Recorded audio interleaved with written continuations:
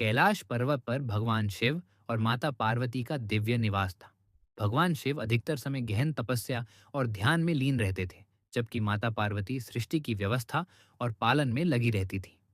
एक दिन माता पार्वती के मन में गहरी इच्छा हुई कि उनका भी एक पुत्र हो, जो उनका आज्ञाकारी हो, उनकी सेवा करे और उनके अकेलेपन को दूर करे। एक दिन जब भगवान शिव ध्यान में थे, माता पार्वती स्नान करने के लिए गई। उस समय वहां कोई दास या गण उपस्थित नहीं था। माता ने सोचा कि स्नान के समय द्वार पर पहरा देने के लिए कोई होना चाहिए। तभी माता पार्वती ने अपने शरीर पर लगे उपटन से एक सुंदर बालक की आकृति बनाई।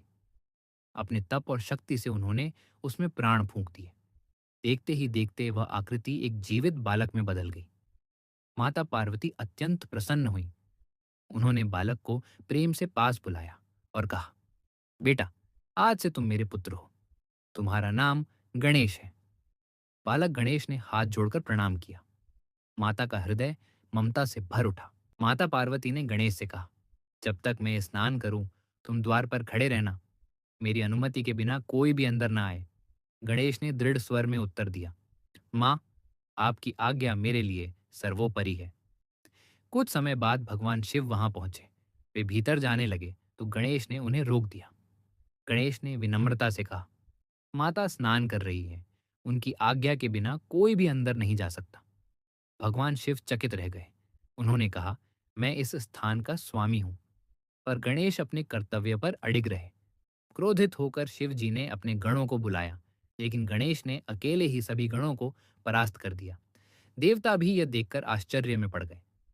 शिव जी ने इसे अपना अपमान समझा और अंततः अपने त्रिशूल से गणेश का सिर काट दिया।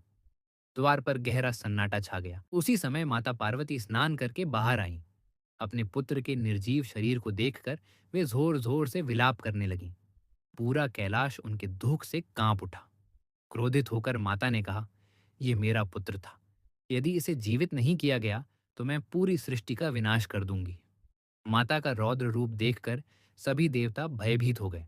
ब्रह्मा, विष्णु और अन्य देवताओं ने भगवान शिव से प्रार्थना की कि वे माता के दुख को दूर करें।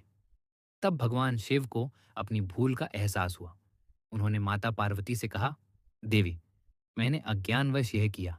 मैं आपके पुत्र को अवश्य जीवित करूंगा।